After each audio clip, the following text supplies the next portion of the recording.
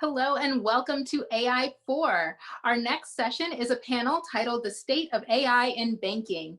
I'll hand it over to our moderator, Michelle, as we welcome our panelists to the virtual stage.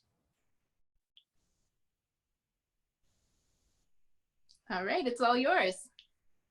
Thanks, Patrika. Everyone, welcome to the State of AI in Banking. I'm your moderator, Michelle Bonat. I'm coming to you from my virtual spaceship. Bonus points to all my fellow nerds. If you can identify what ship, put it in the chat. So in this session, we'll be exploring how AI is faring in banking after these 6 months immersed in a pandemic, the ins and outs, lessons learned, regulation, tips for success, and many other things from this esteemed panel of industry experts. So first, let's meet our panelists. Gaia, please start us off. Thank you, Michelle. Hi, everybody. I'm Gaia Bellone. I lead the data science team at KeyBank. It's a team made of data scientists, machine learning, and data engineers. And what we do in a nutshell, it's building AI and ML solutions for the business to support our customer financial needs and our business growth. Hi, I'm Rashid Talib. I'm glad to be here. Good afternoon to all of you.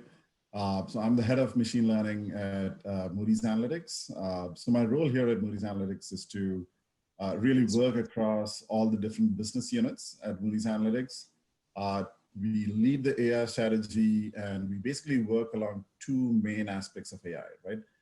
So one is to identify new product opportunities using machine learning for Moody's Analytics that allows us to move into new market verticals. And the second aspect is to see where AI can be used for automating existing workflows to improve efficiencies and reduce costs. Prior to this, I was at JPL NASA for about 15, 14 years. So I'm probably the only rocket scientist at Moody's. And then I moved to NIST, where I started the data science program. Spent a few years there, and then I served as the CTO at the Department of Labor before moving to Moody's. Again, happy to be here and look forward to this panel. Thanks, Ashit. Hello, I'm Javed. Thanks everyone for joining. I'm with Metis. We're a Kaplan company focused on data science training. And so we mostly work in machine learning and AI training for organizations and teams. I have a long history in banking. I've worked in the banking sector in a variety of contexts. I've also worked as a regulator with the Federal Reserve, focused on quantitative risk management, mostly in the area of credit risk. And I've done some other things in forecasting and machine learning. So yeah, really excited to be here. Thanks. Hi, I am Jose Murillo. I am the Chief Analytics Officer for Banorte.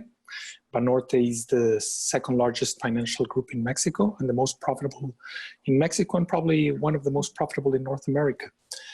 The data science team that I lead in the past 5 years, it has created more than $3 billion in net revenue in its data science projects. Happy to be with you.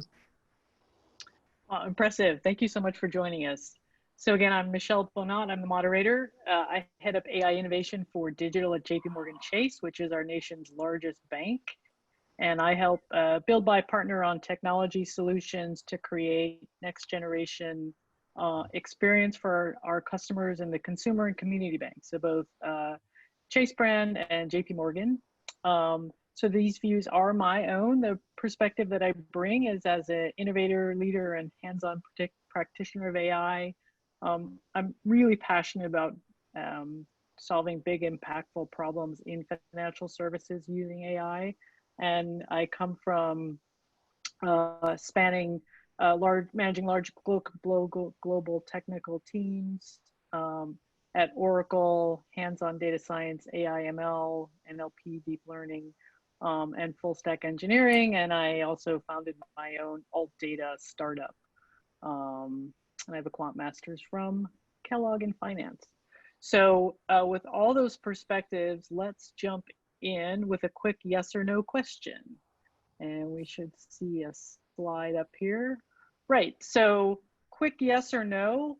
to start, do you agree that banking is in the midst of an inevitable AI-driven transformation? Gaia, start us off. Sure, and the short answer is definitely yes. Even more, I think, has been accelerated in the last few months, given the needs that all we had to support our customers, but it already started before. And I think it will continue to accelerate at this point. Yeah, and I'd agree with that. Sounding yes there. Okay. Javed? Yeah, I mean, I agree, although I'm kind of thinking what a no answer would mean here. I agree there's change. I'd agree that change is inevitable. I think it depends on how you define AI. Like if you define it as all technology, yes. But you can look at other factors. There's also regulation. There's also general technological change. And I think generally speaking, regulation is probably a bigger driver of like fundamental change, but AI certainly has its role to play. In my case, it's an unequivocal yes, but it's more nuanced in the sense that the nature of the AI transformation, it's going to change to be much more focused on revenue generation instead of cost cutting as it has been largely in the past years. Interesting. Interesting. Yeah, let's get into that a little bit more as we go.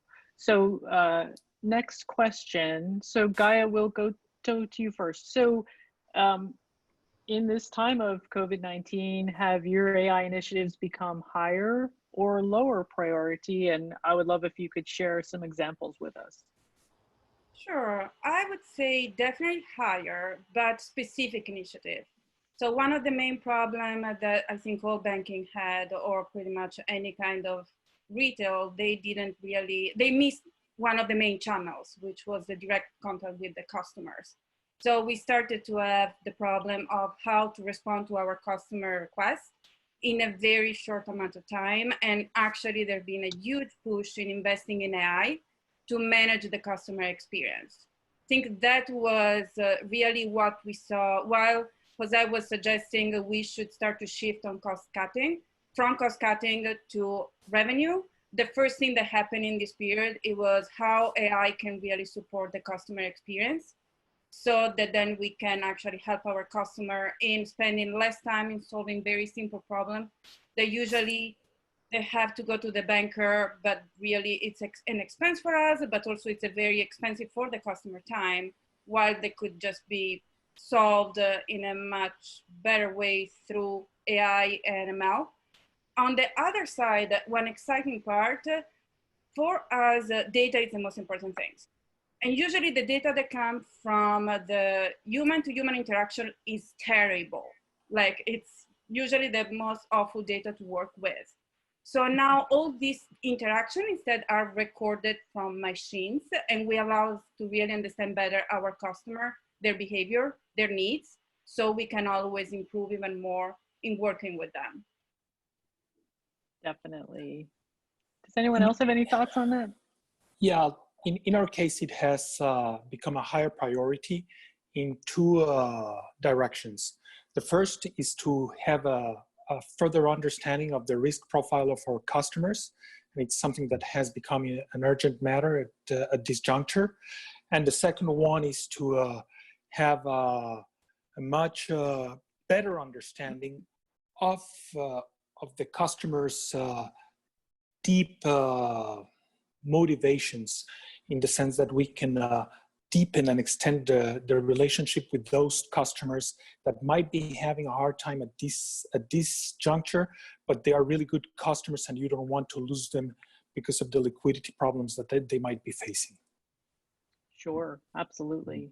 And just adding to that, so first of all, I agree with both of you. I mean, obviously AI initiatives, I think, have gained a higher priority with COVID-19. I would say actually,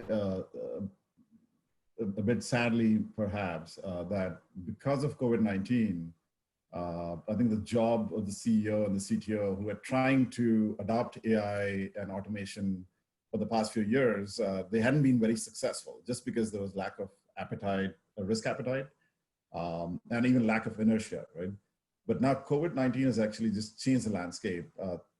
If people are working from home, employees are working from home, and therefore the risk appetite has gone up. Companies are more acceptable of trying these riskier automation solutions. So in some ways, the job of the CIO, CTO has actually gotten better, easier, right? Right. The other thing is, more in the spotlight. Yeah. Yes, yes. And companies that have had a data-driven solution in the past have kind of accelerated and taken the lead in that sense after COVID-19.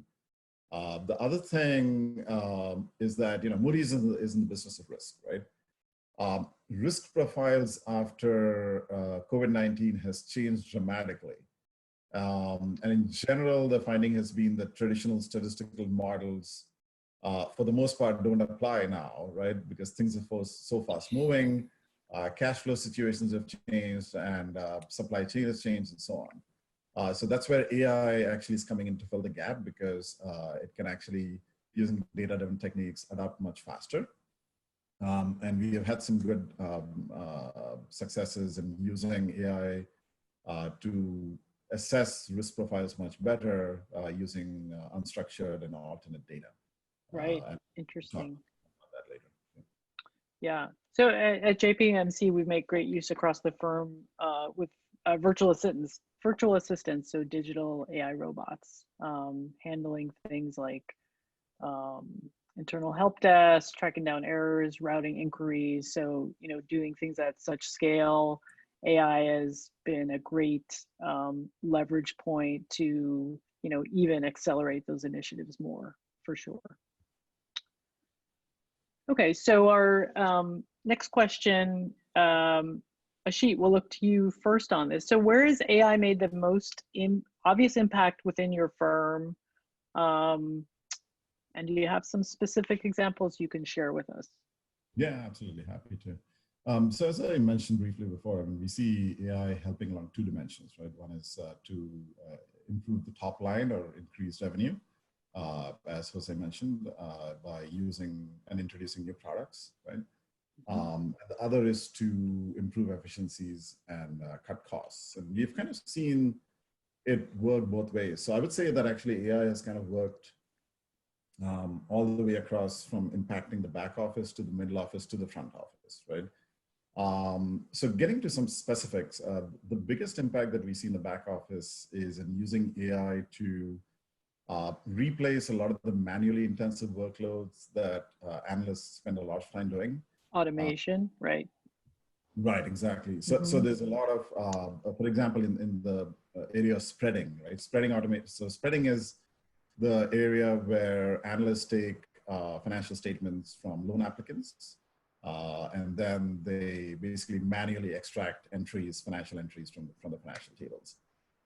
So a specific example there is we actually introduced a product called QuickSpread, which uses a very complex deep learning pipeline to extract the content of financial tables and then do the spreading more or less automatically. So we have actually gotten very high degree of automation there. And we're getting a lot of traction from clients in terms of trying to automate the spreading process. And again, coming back to COVID-19, that's really accelerated the process. In the middle office, again, talking about specific examples, we see AI helping out in compliance, KYC, and AML. So a lot of the processes in compliance KYC is very manual, and many times compliance and KYC checks takes weeks and sometimes days, right? So we've seen that AI is very good at uncovering compliance risk information in near real time. And again, there we have introduced a product which really cuts down the KYC decisioning time from weeks to literally minutes. Lastly, again, we've seen AI help out in forecasting, better forecasting, all the way from microeconomic forecasting to macroeconomic economic forecasting. We actually had leaders and economists who came to us and said, our traditional models are no longer working. Right. Can you? Because we've never seen this data before, right? We've never seen this data before. And we've actually had a lot of good progress there in terms of using AI for better prediction and forecasting of risks using unstructured data. What about anyone else? Can you offer any examples of where AI has really made obvious impact for your firm? I would add fraud as a use case. Like before we were talking about, Yes. but fraud, it's becoming, well, it's always been a huge problem. And now with all the different data breach, it's really important try to catch this kind of fraudulent behavior very soon. So I think definitely AI and machine learning, both they're helping a ton in solving this problem as soon as possible so that we can catch it both on a consumer side and commercial side. Yeah, I agree, absolutely. So Gaia, I know you're a Chase alum. So at JPMC, we've both detected and prevented both 1 million instances of fraud on either side, on both sides. So it's absolutely critical, especially in this time of higher volume. And in our case, bureau information, given all the restriction that now we have Mm-hmm. from COVID-19. Sorry. Right. No, that's fine. In our case, the most successful applications of machine learning has been to scale up small scale pilots or interventions. So we are using causal machine learning to, for example, deepen our understanding of the customer and to help them to strengthen their financial position. Interesting. And what are you accelerating those in a way maybe you hadn't before because it's, you know, become so much more important? The way that you do it is basically imagine that I do a small scale pilot in which I understand which type of customers are respond better to different stimuli to increase their savings. And then through these machine learning algorithms, I can identify similar populations that would be sensitive to those type of stimuli, and then you can really go really fast instead of going through a long period of hit and miss. Okay, through clustering or something like that. Yep. Yeah, it's basically causal forests. Okay, got it. Fantastic. I love that. Does anyone else have any comments on this question? Okay, so Patricia, let's move on to the next one. So Javed, please kick us off. When it comes to making your AI projects a reality, have you had to hire all new people or upskill the folks there? And Javed, I know you have a particular perspective looking across firms, so I'd love to hear what you think about this. Yeah, thanks. In my experience, it's rare that people will just say, we have an AI initiative, let's just go hire a whole new team. You know, maybe when they do, they are less likely to come to us because we work in upskilling, but I think it's more common to see people try to unlock talent, you know, within the organization that can be applied in various places. So the AI initiatives, you know, there may be some that are standalone, but I think increasingly they permeate across all business areas. And, you know, as organization becomes more data-driven, it touches more and more people. So more and more people need to be involved, need to be, you know, working on things that are going to relate to AI or machine learning type of projects. So we see requests to train like kind of data engineers or software engineers in the area of data science, as well as managers in the area of data literacy, you know, in addition to kind of data scientists in specialized or technical areas. I think the managerial impact is something that we can't understate because ultimately decisions are made by managers relying on insights that are generated from kind of the data science team. And so it's more and more important that managers understand how to read those results, you know, how to interpret those results and how to drive value through you know, insight that comes from those results.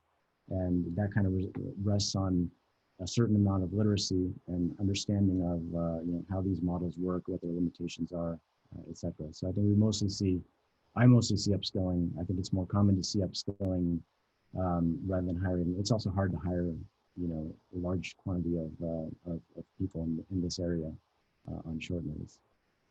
Right, in a quality way.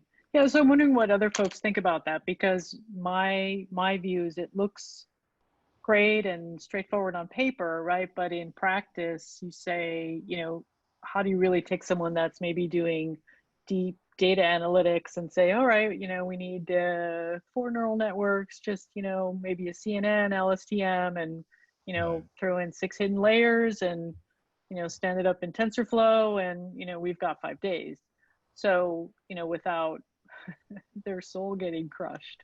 Well, that I think is a kind of a recipe for disaster, right? Because you have all these tools, and so it's easier and easier to implement these tools. And so, you don't want to just say like, okay, if you don't know how to do it, go run with it because you can run the syntax. So nonetheless, if you have a team where you have some people that are versed and some are not, and you can put people through, some program where they can learn how to apply, learn what the fundamental shortcomings are, then you can integrate them into that team. Furthermore, for the managers, if they understand where the risk factors are, and they can then oversee that and make sure that we're not just executing a bunch of models without really understanding the results. I guess unfortunately I have seen the converse happen fairly regularly, but it is quite important to make sure that the right skills are in the right place. But with that said, people from all sorts of areas are doing, if not deep learning, then they're doing stuff that relates to machine learning. They're doing data processing, data quality, they're doing basic predictive analytics. And a lot of that, can be taught for people with modest programming background. So I have a slightly different view on this. Not entirely opposing, but I think a complementary view, right? So in my ML team, we have ML scientists and data engineers in New York and in India, and none of them have a finance background.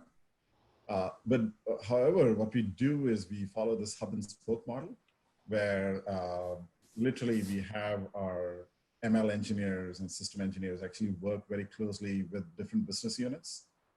We identify specific business use cases, and Jose said, we actually use a phased approach. So we identify, we do proof of concept, identify the opportunities, identify the key hurdles right from the get-go within a few weeks, if not maybe a month or two. But we engage very closely with the product owners and the business stakeholders, because for a successful AI initiative to actually get off the ground, you have to have expertise in machine learning, AI, systems engineering, ML ops to actually scale up the solutions. But you need the product owners and the domain experts, right? The subject matter experts in those business areas to actually be closely engaged. And we have found that hub and spoke model to actually work very well. And anytime we don't follow the hub and spoke, so in some cases where there are other units that start their own initiatives, but those initiatives don't get off the ground very quickly, or they fail just because they don't have the deep expertise in machine learning, right? I agree that machine learning is much more open source now and it's more available, but there's a lot of nuances in custom engineering your AI solutions for your business specific use cases. And you have to customize your deep learning models for your use cases. Otherwise, you're going to be stuck in the POC phase forever. But that being said, however, we actually also follow the second strategy, which you actually touted very well, which is we actually make sure that we are creating a more data savvy and a data science savvy organization. Because as you said, almost everyone has to deal with data. So we have found that, we provide regular strategy. I provide strategy briefings to the executive leadership. And then we give strategy briefings for the tech staff across the board. We just had one in February and March, and literally we had about 2,000 people across the organization join the webinar, just because there's so much of interest and curiosity about AI, right? And there was so much of follow-up about, what can AI do for us? What is AI? I mean, basic questions. And just by increasing the awareness around AI, I think we will get more initiatives off the ground. But I think you need a good combination of expertise in AI and the subject matter expertise in the business areas to actually make successful initiatives. Definitely, good point. Does anyone have any other thoughts on upskilling or hiring or cross-skilling, or pick your skilling word? Yeah, in my case, or in our case, I think I went more for a hybrid approach. I have to admit that my team, to begin with, has a very strong statistical background. So at least they had the chance to be exposed to machine learning or AI algorithm. They just never had the chance to use it, given that the tech stack was still a little bit old until a little while ago. So we decided to actually hire a few people that already had experience, and then help the rest of the team to, taking training, of course, so that always help. And then they always had a very great conversation, a brainstorming session to help them to really to get to the next level, not just learning on paper how to use it, but actually with real data, how does it work? What are the issues? What are the traps? What you have to be careful with. On another side, while yes, managers, it's very important also to get competencies over there. But if you don't have the proper tech stack, you don't go anywhere. So you actually need competence not only on our side, that we are all data scientists or anyway with data science background, but also on the technology side, because they are really our allies. Otherwise, we're never going to go anywhere. Right, right. And the saying I love is, what happens if we skill up, train up our team, and then they leave? And the response is, well, what happens if we don't and then they stay?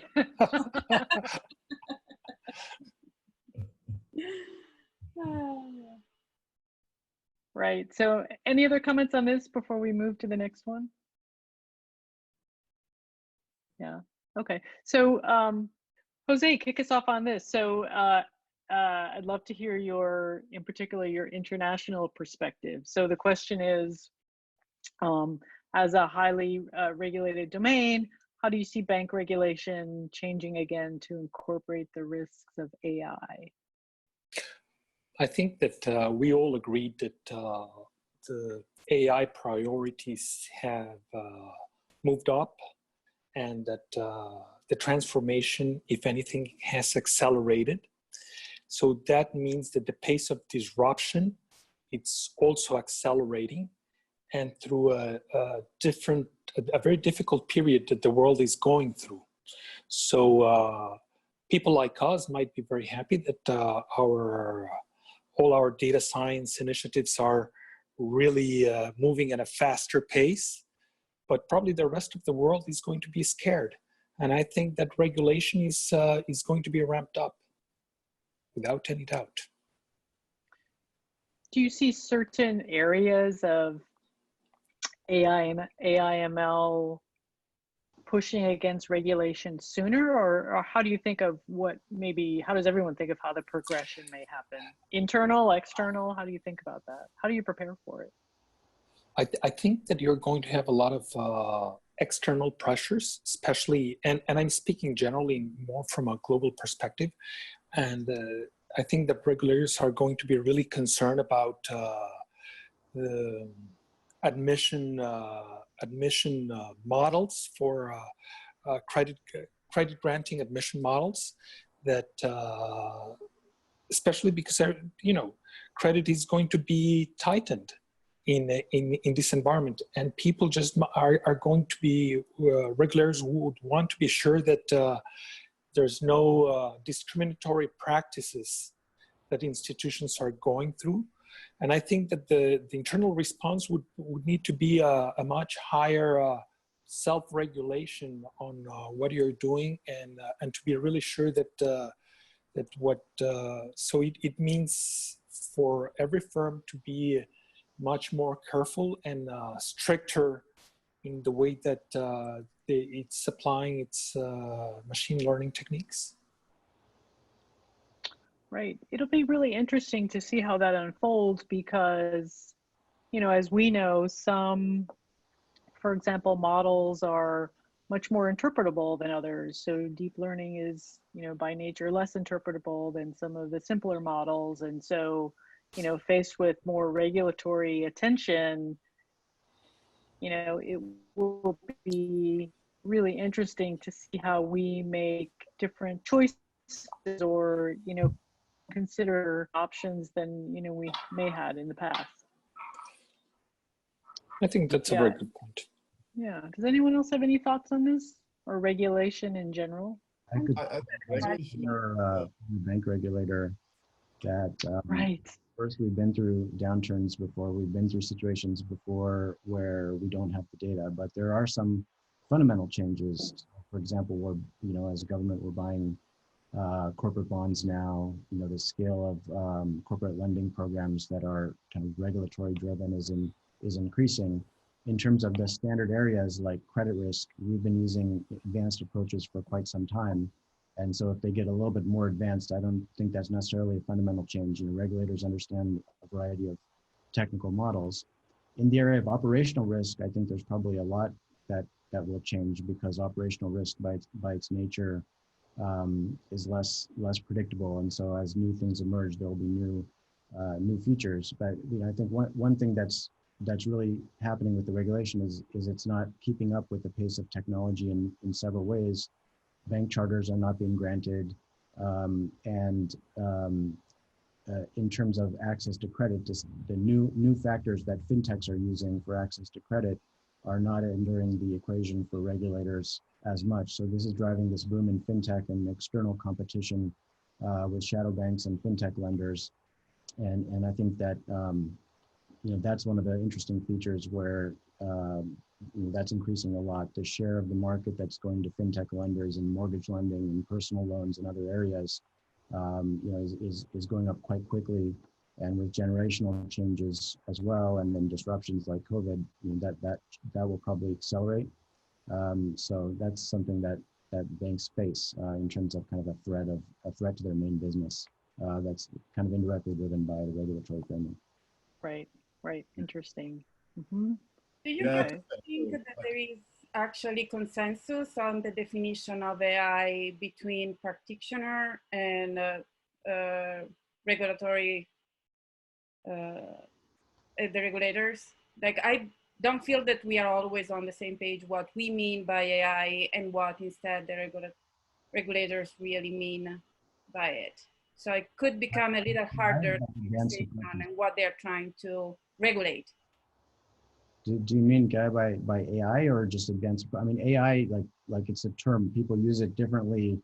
Yeah, across we have different definitions, right? Or people in general can have very different definition between AI and machine learning, and the regulators have very different definitions.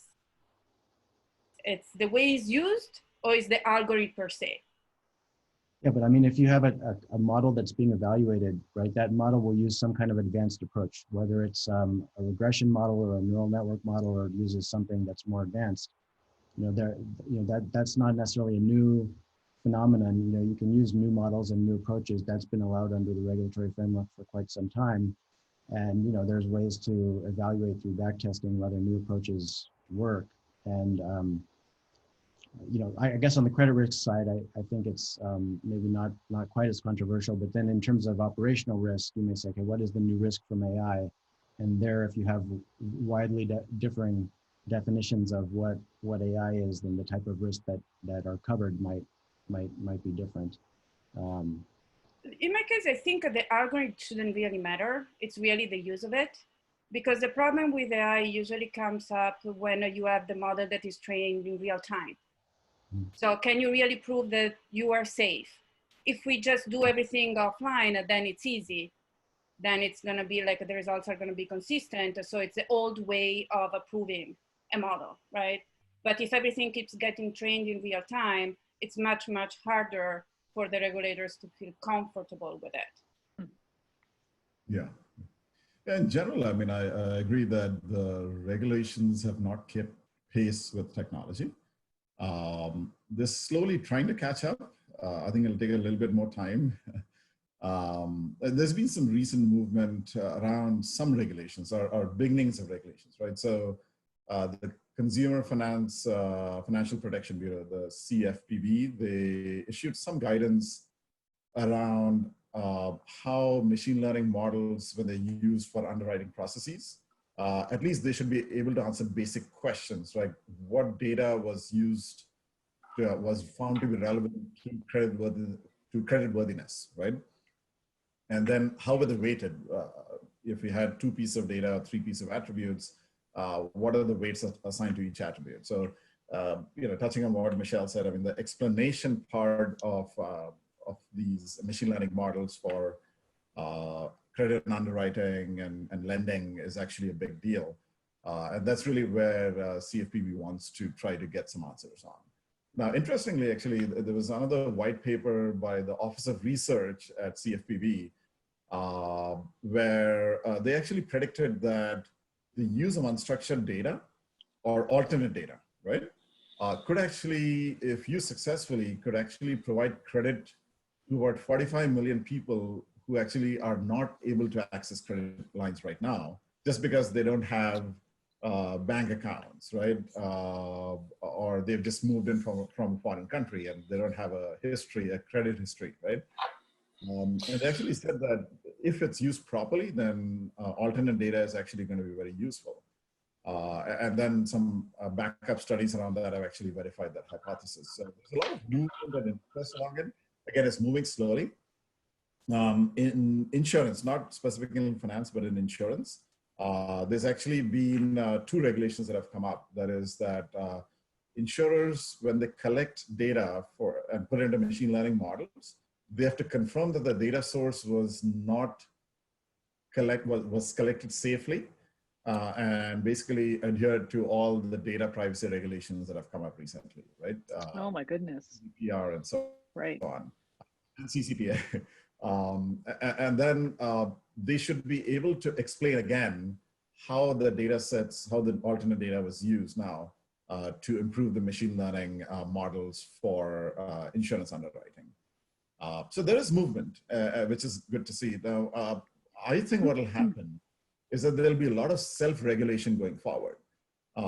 So I believe that once there is more advances in machine learning and in specific areas of finance, like credit underwriting or insurance and so on, that the larger companies and the medium-sized companies will come together and they'll actually form some self-regulating bodies to make sure that this is done right. And I think that's probably the fastest way to move adoption of AI in finance and in insurance going forward. I could be wrong, but that's my perspective.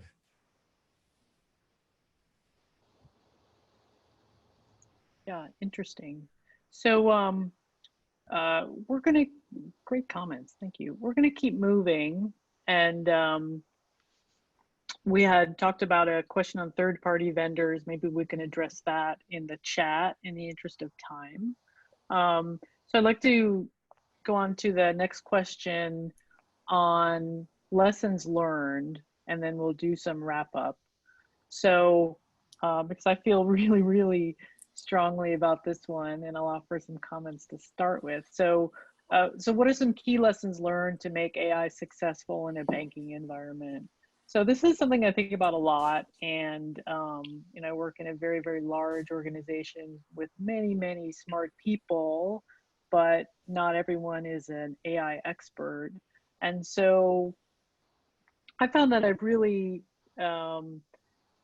moved the lever or moved the toggle in how I talk about AI initiatives. So for example, earlier in the journey, I might have said something like, how's it going? Well, we'll talk to you about this project. Right, so I have my, deep NLP is working great. Instead of an LSTM, I built a CNN using Glove, but I swapped out the optimizer to Native, increased it to 8 hidden layers, running 10 epochs, and, way improved my model loss, right? And, you get the deer in the headlights look. And then when I say, and, we're leveraging advanced AI so our customers get results that are twice as accurate in half the time, then I get the high five, right? Right. So what, I'll put up the straw person, which is, one of my big lessons learned to make AI successful in a banking environment is particularly with, talking about initiatives and value created with, senior leadership, phrase it in terms of results and phrase it in terms of, not the great, technical, feat you've created, but really what are the results that, we've created for our customers. So that's what I wanted to start off with. And I love what other people might think. I love your last sentence, the one that is like, and I used AI and this was the result. It usually is the one that really works. That may or may not be true of actually happening. Right. Yes. So I think, a big part of ensuring successful AI initiatives is actually gaining the trust of the end users and the executive leadership, as you mentioned. And that can be brought about in multiple ways, right? So one is trusting the AI model itself, having explainable AI models, ensuring that the way in which you use the data in terms of security and privacy is actually rock solid. There's a lot of mistrust about AI that, hey, is it going to gather PI information and be used in the wrong way? So gaining the trust in terms of security, privacy, explainability is a big thing. I think as the AI initiatives mature, having the proper AI and data governance and standards across the organization is actually very important. Then, kind of prioritizing your AI initiatives in terms of, are you focused on revenue growth, I suppose I mentioned, or are you focused on cost cutting? And some institutions actually want to cut costs and improve efficiency. So you have to pick and choose very carefully and try so connecting it to the business problem and the problem to be solved. Exactly. Yeah. And engage with the users from the get-go, because if you create your AI models, but the user is not bought in, you'll have a problem because they're just going to discard it. Right? So user engagement. You mean the internal user or the end user, the consumer? Both, right? Both. And again, doing this in a phased manner through POCs and then scaling up the POCs is very critical to make that happen. I think like you said, Michelle, that the main problem that AI is facing now at different industries around the world is that it has not been able to deliver the expectation or the expected ROI, and for it to be really to thrive within companies, what it has to do is really to prove its value and demonstrate its capacity to yield high returns on investment. And as I said at the beginning of the conversation, as long as you're focusing on cost-cutting strategies that make the life of the customers less easy, it's just going to have a limited value. It's so the reason why there are not many use cases focusing on revenue generating projects is because a lot of times AI has been afar from the business side. And so I couldn't coincide more with what you said at the opening at this point, Michelle. Yeah, that's a good point. Really to bring it into the value, into the spotlight, and, ideally quantify the value, right? And do that in a way that's completely transparent and explainable and interpretable. So I see that as, a huge opportunity, in our area for sure. I think as you Does anyone have any thoughts before we wrap up to the last point? Yeah, I think it's important that Jose brought up this ROI comment. So it's interesting because there's sometimes this bias towards things with more bells and whistles or more math behind them, and people think, okay, this more complicated approach is going to deliver better results, and that's not always the case. So I think it kind of comes back to education and having managers who understand where these approaches apply and where they don't apply. So if you look at a forecasting exercise, for example, you're predicting the future from the past, So the more you use models and statistical approaches, the more you rely on the assumption that the past and the future are kind of governed by the same set of principles and the same environment and the same forces. So the less that's true, as it is now in this new world of COVID, the more you'll have failures of models that are related to AI, and the more you'll have call for models that incorporate judgment to kind of account for factors that we have not yet seen and effects that we don't know how to quantify. So where do you draw the line? That's where kind of it's quite important that the decision makers, the managers, understand how these models work and where their limitations are, and don't just pursue models in AI and machine learning for the sake of their complexity. Absolutely, that's a great point, Javed, to wrap up on. So our final question, and if we could each do this in, say, 20 seconds, where do you see AI taking banking and more broadly financial services over the next 5 years? So Gaia, please start us off. Sure. So I think, considering all the things that we have talked about, I think that probably AI innovation will be more and more concentrated through the Fintechs, especially given that nowadays there are plenty of big data platforms, sandboxes in the cloud where the big data companies are dumping their data. So now the fintech are not anymore back down from not having enough money to buy technology or not having enough money to buy data, but they definitely are not back down like we are in much bigger organization from regulation, bureaucracy. So many yes that you have to have on your piece of paper before you can actually do something. So I really can see that kind of business booming, and then a bigger organization like ours kind of integrating their solution in our processes. Good point. Ashit? Yeah, so adding to that, I think, the fintechs will obviously, since they move fast, they're agile, they will come up with new solutions. There'll be some winners and losers. The larger institutions actually have a lot of initiatives underway. Like we work in a startup mode with our initiatives that's going to be increasingly used across the board. Regulations will not keep pace, but innovation will be there. And what I see is that, impact of AI across the board, right from the front office, which is customer interaction, hyper-personalization of customer and the banking experience. And from the risk side at the back office and the middle office, right now, there are different units within financial institutions handling different aspects of risks. My view is that going forward, there'll be more comprehensive view of risks in institutions, in a single institution, where you look at supply chain risk, credit risk, KYC compliance risk, and so on across the board. And then AI will actually help improve that risk assessment much faster, especially now with the incidence of coronavirus. Perfect. Javed?